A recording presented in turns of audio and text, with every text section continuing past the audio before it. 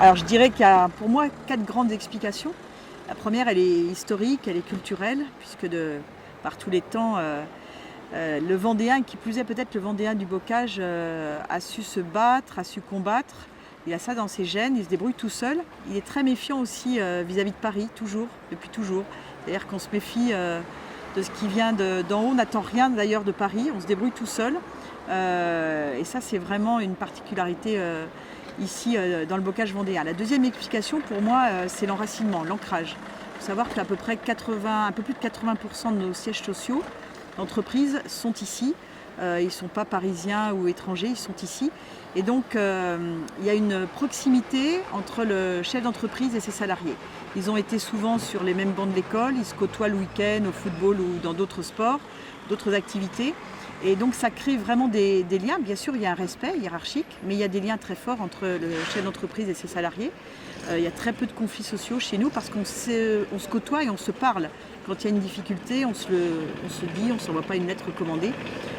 Et donc cette proximité crée aussi un sentiment d'appartenance pour le salarié, un sentiment d'appartenance à l'entreprise. On est très fiers de travailler dans telle ou telle entreprise et on se démène vraiment, on travaille bien pour l'entreprise et le chef d'entreprise le rend bien aux salariés aussi. Donc il y a vraiment une proximité, encore une fois, très très forte et qui vraiment rend l'entreprise, j'allais dire, très, très stable.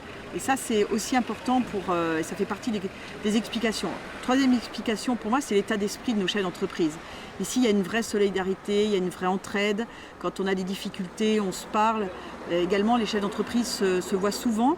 Ils se dépannent quand il y a un coup de collier à donner, quand il y a un problème de salariés, même si aujourd'hui notre gros souci c'est le recrutement, mais voilà, quand il y a une difficulté, j'ai le souvenir par exemple d'une entreprise qui a brûlé, aussitôt il y a une grande solidarité qui s'est formée, les chefs d'entreprise voisins se sont mis en quatre pour aider l'entreprise qui avait brûlé, etc., etc.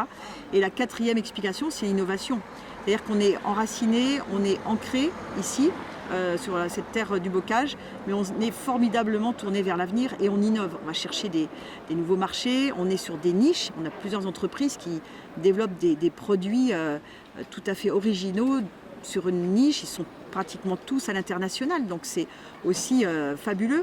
Mais on fait peu parler de soi, le chef d'entreprise vendéen est assez discret, assez secret, mais il innove et il fait des miracles, si je puis dire, c'est assez fabuleux ce qui se passe ici.